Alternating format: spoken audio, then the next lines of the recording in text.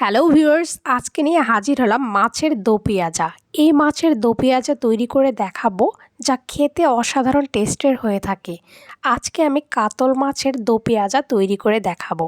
আপনারা চাইলে যে কোনো ধরনের বড় মাছেরই এইভাবে দো পেঁয়াজা তৈরি করে নিতে পারবেন। এবার মাছগুলোর উপরে সামান্য পরিমাণ লবণ, হলুদ আর শুকনা মরিচের গুঁড়া দিয়ে খুব সুন্দরভাবে মাখিয়ে নিতে হবে। এভাবে মাখানোর পরে 10 মিনিট এটা মেরিনেট করার জন্য রেখে দেব। এরপর একটি কড়াইয়ে পরিমাণ মতো তেল দিয়ে দিলাম। তেলটা ভালোভাবে গরম হয়ে গেলে মাছগুলো দিয়ে দিতে হবে, আর মাছগুলো এপিট ওপিট করে খুব সুন্দর করে ভেজে নিতে হবে। এবার মাছ ভাজাগুলো হয়ে গেছে, এগুলো উঠিয়ে নেব। এবার একই তেলের ভিতরে দিয়ে দিব 3টা বড় সাইজের পেঁয়াজ, খুব সুন্দরভাবে কুচি করে নিয়েছি।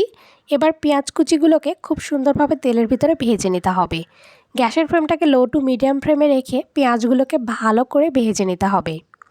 এবার এখানে অ্যাড করে দিব আদা রসুনের পেস্ট। 1 চামচ পরিমাণ আদা রসুনের পেস্ট এখানে অ্যাড করে দিয়েছি।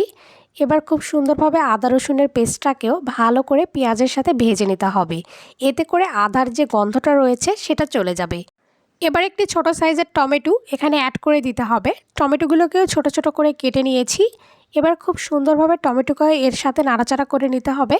এবার এখানে অ্যাড করে দিতে হবে সামান্য পরিমাণ জিরার গুঁড়ো, সামান্য পরিমাণ হলুদের গুঁড়ো আর শুকনো মরিচের গুঁড়ো। এই গুঁড়া মশলাগুলো অ্যাড করে দেওয়ার পরে সামান্য পরিমাণ জল এখানে অ্যাড করে দিয়েছি। এতে করে মশলাগুলো পুড়ে যাবে না, আর খুব সুন্দরভাবে মশলাগুলোর সাথে পেঁয়াজ রসুনটাকেও কষিয়ে নেওয়া যাবে। মশলাগুলো কষিয়ে নেওয়ার এ পর্যায়ে গ্যাসের ফ্লেমটাকে অবশ্যই লো ফ্লেমে রেখে দিতে হবে। লো ফ্লেমে রেখে খুব সুন্দরভাবে মশলাগুলোকে কষিয়ে নিতে হবে, আর হাতা দিয়ে খুব সুন্দরভাবে নাড়াচাড়া করে দেব। এতে করে পেঁয়াজগুলো আর টমেটোগুলো ভালো করে গলে যাবে। এ পর্যায়ে এখানে অ্যাড করে দিলাম মাছ, যে মাছগুলো আগে থেকে ভেজে নিয়েছিলাম। এই মাছগুলো এখানে অ্যাড করে দেওয়ার পর মশলার সাথে খুব সুন্দরভাবে মাছগুলোকেও কষিয়ে নিতে হবে।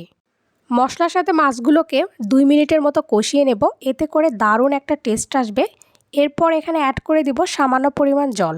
জলটা অ্যাড করে দেওয়ার পরে এই জলের সাথে ভালো করে মাছটাকে কষিয়ে নিতে হবে।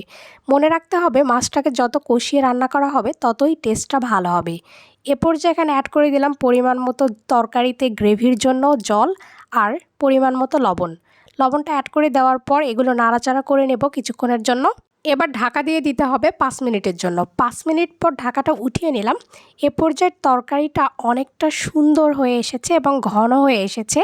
এবার এখানে অ্যাড করে দিতে হবে আগে থেকে যেই কাঁচা মরিচটা মাঝখান থেকে ভেঙে নিয়েছিলাম, আর পেঁয়াজের পাপড়িগুলো, বা আপনারা এখানে অ্যাড করে দিতে পারেন কিউব করে রাখা পেঁয়াজগুলো।